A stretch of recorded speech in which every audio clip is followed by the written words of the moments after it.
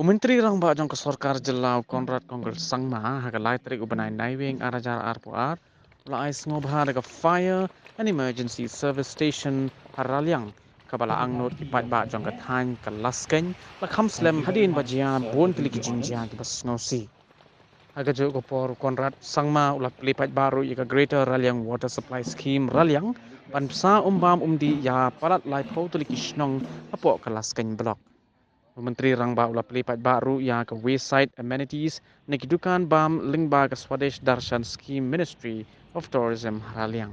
Ia kejinya lang bu mau nongrem na pelong Haraliang, kejinya don lang Minister of Urban Affairs masnya balang dhar local MLA uma coming one ambon ki officer sarkar bat kiway.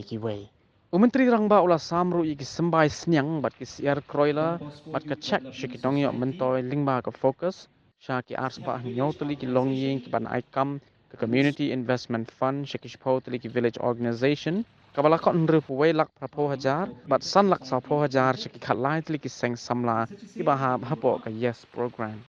Never be one of the best states in the country. And hence a long drawn plan and program started.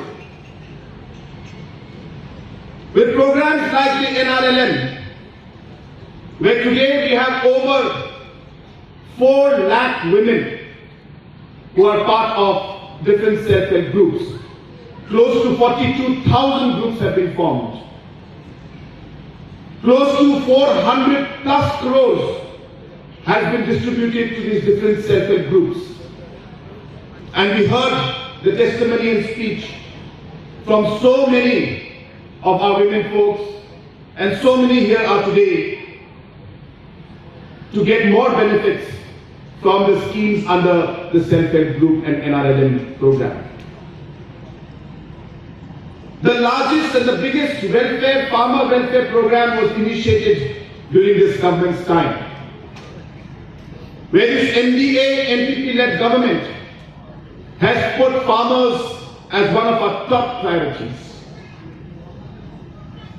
We have targeted to form different producer groups of the 4.5 lakh families who are into agriculture and other farming activities.